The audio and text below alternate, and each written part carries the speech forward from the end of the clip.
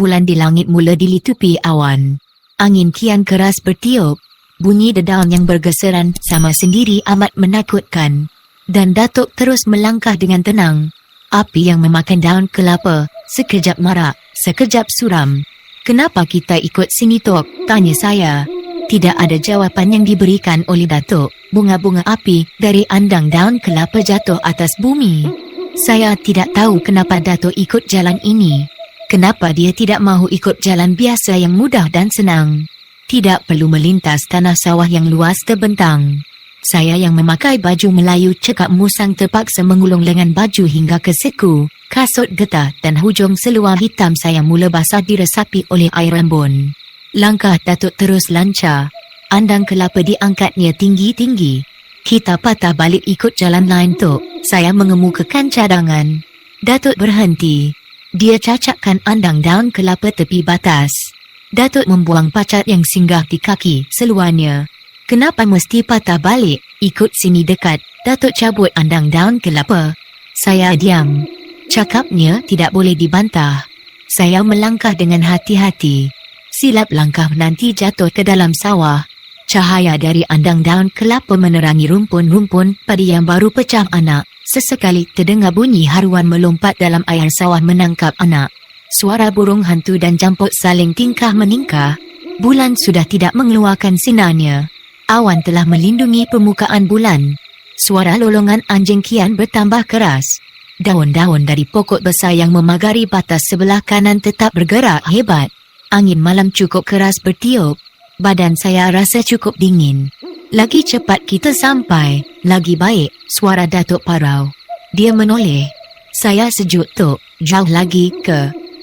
Kejap lagi sampailah. Sekarang kau jalan dulu, biar aku ikut kau dari belakang." Itu perintah Datuk. Badan saya jadi menggeletar. Macam-macam perkara buruk datang dalam hati saya. "Tok jalan dulu. Saya tak tahu jalan," saya berdalih. "Kau tak tahu, ataupun kau takut?" Datuk ketawa. Dia memaksa saya jalan dulu. Saya tidak ada pilihan lain.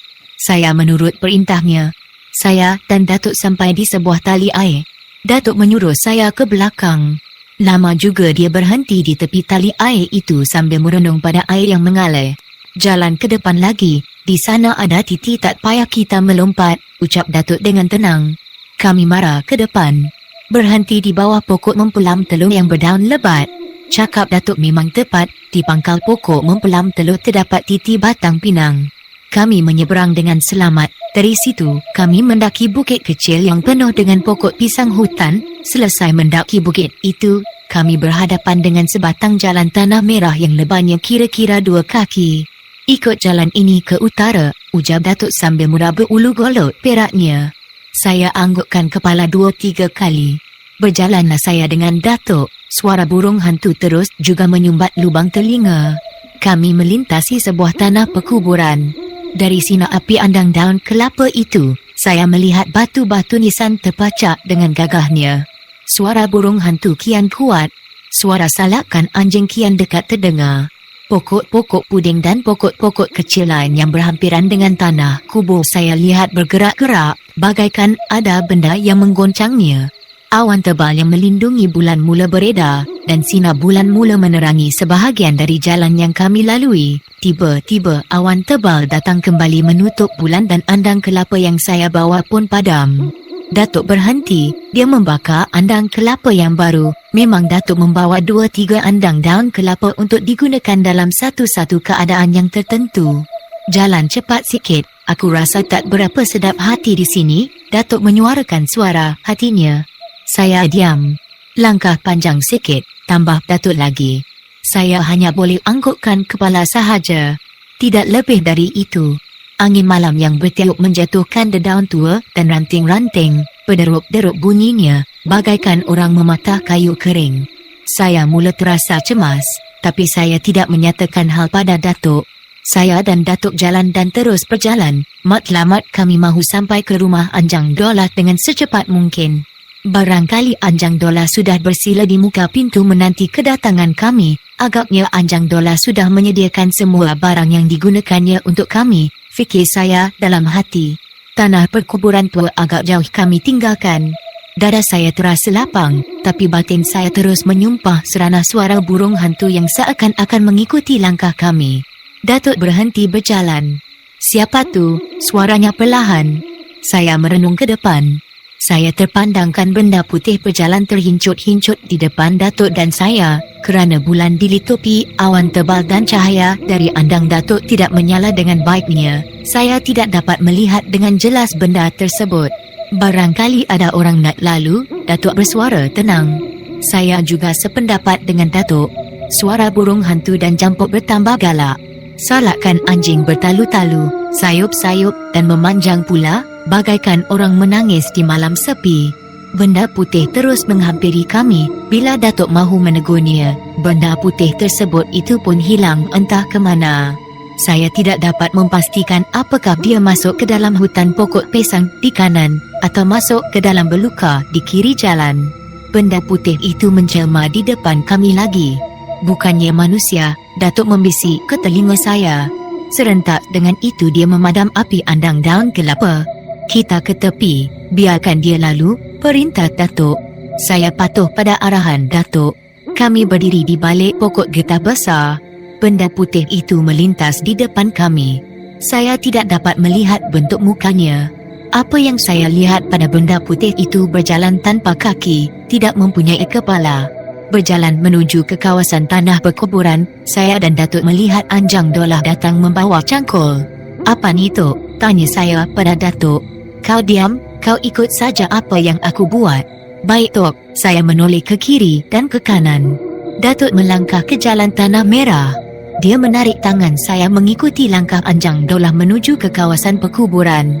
Saya menurut sahaja. 2-3 kali saya tersungkur kerana tersepakkan batu-batu nisan. Datuk berhenti. Saya mendongak ke langit. Awan tebal sudah berlalu dari sisi bulan. Dengan pertolongan sinar bulan 16, kami dapat apa yang dilakukan oleh Anjang Dolah. Dia sedang mencangkul tanah perkuburan. Benda putih duduk dekat batu nisan. Anjang Dolah dapat menyelesaikan semua tugas-tugas dalam masa kurang lebih 45 minit. Seluruh badannya dibasahi peluh, nampak berminyak-minyak di tanpa sinaran bulan 16. Dia duduk di pangkal pokok cempedak. Kemudian dia berkata pada kawannya yang nampak putih itu. Benda putih tanpa kepala dan kaki itu, bagaikan terawang-awangan, bergerak dan berhenti di depan Anjang Dolah. "Hai sahabatku, tunggu di sini, biarkan aku ambil kain kapan dan rambut perempuan, kemudian kau bawa barang-barang itu pulang ke rumah kita. Kau tunggu aku di sana, aku tak boleh balik bersama, kerana banyak kerja yang mahu aku selesaikan." Itulah yang dicakapkan oleh Anjang Dolah pada sahabatnya. Anjang Dolah terjun ke dalam kubur. Dia mengambil kain kapan orang mati beranak dan rambut. Lama juga Anjang Dolah berada di dalam lubang kubur. Benda putih tanpa kepala dan kaki berlega-lega di tepi kubur. Kadang-kadang dia nampak bagaikan duduk di akar pokok cempedak. Suara burung hantu kian gamat. Suara jampuk bersahut-sahutan. Lolong anjing tingkah meningkah. Suara dahan kayu berlaga sama sendiri jelas kedengaran di rempuh angin malam. Ranting tua dan daun tua gugur ke bumi. Saya bagaikan terdengar bunyi orang berjalan di belakang. Bila ditoleh, tidak ada apa-apa. Saya bagaikan terdengar bunyi burung terbang di atas kepala. Bila diperhatikan tidak ada apa-apa. Bulu tengkuk saya berdiri tegak. Macam-macam perkara anak saya rasakan. Saya rapat pada Datuk yang duduk tenang. Mulutnya membaca sesuatu. Saya sendiri tidak tahu apa yang dibaca olehnya. "Kau ingat, tidak ada benda yang berkuasa di dunia ini selain daripada Allah yang Maha Besar dan tiada manusia yang boleh melawan kekuasaannya. Ingatkan Allah yang Maha Besar." Datuk memberitahu saya bila dilihatnya saya menggeletar sendirian. "Kau lihat di depan." Datuk menajamkan mulutnya ke arah kubur yang digali oleh Anjang Dolah. Saya merenung ke depan. Saya lihat benda putih tanpa kepala dan kaki itu terjun ke dalam kubur. Saya terdengar bunyi suara Anjang Dolah terpekik dalam kubur. Tanah kubur berterbangan ke udara. Serentak dengan itu juga saya dengar suara mengaum macam suara harimau dari dalam kubur. Suara jeritan Anjang Dolah beransur lemah.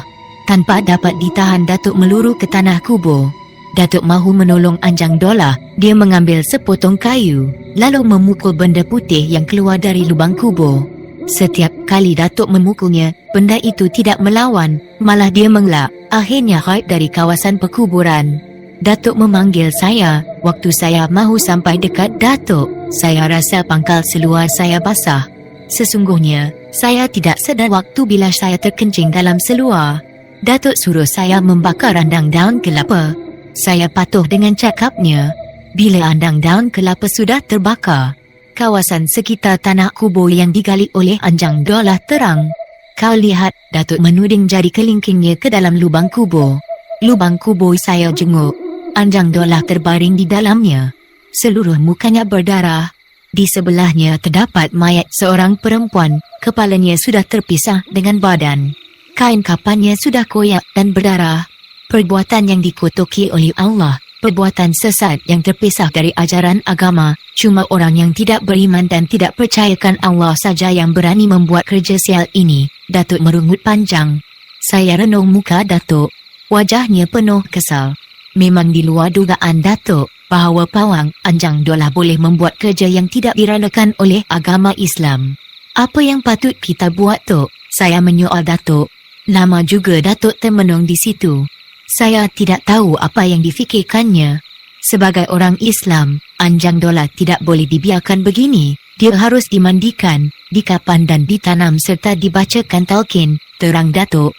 Siapa yang mahu menguruskan semuanya ini? Siapa lagi? Kita yang mesti menyelesaikannya. Datuk bersuara tegas. Dia membuat kerja yang silap. Biarkan dia di situ, bantah saya. Datuk senyum.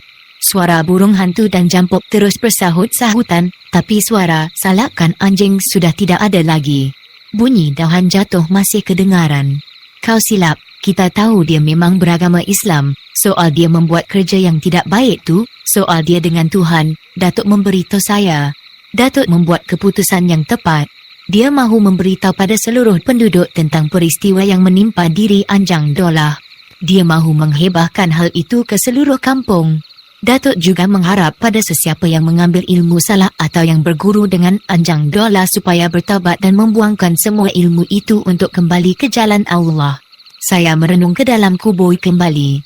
Saya lihat mayat perempuan mati beranak itu masih berdarah. Saya kira perempuan itu tentu sahaja baru ditanam. Hal itu saya tanyakan pada Datuk. Agaknya dia mati semalam, kata Datuk.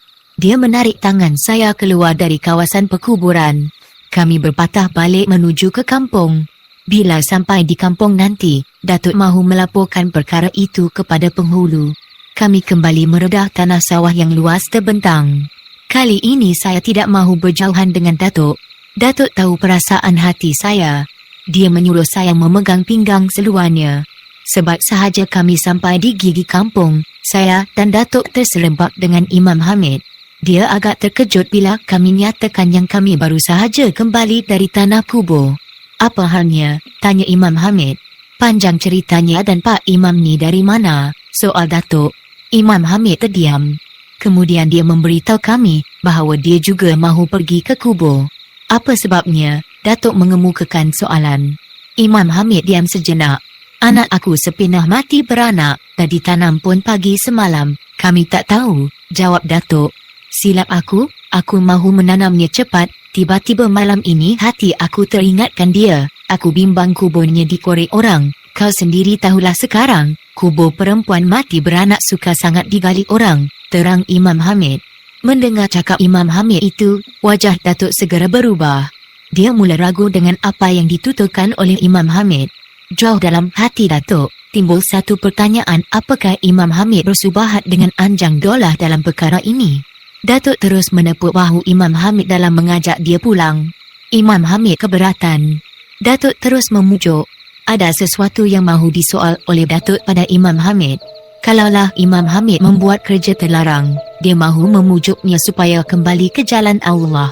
Ke rumah saya saja malam ini, ada hal yang mahu saya tanya pada Pak Imam, kata Datuk. Mendengar cakap Datuk itu, muka Imam Hamid berubah menjadi pucat.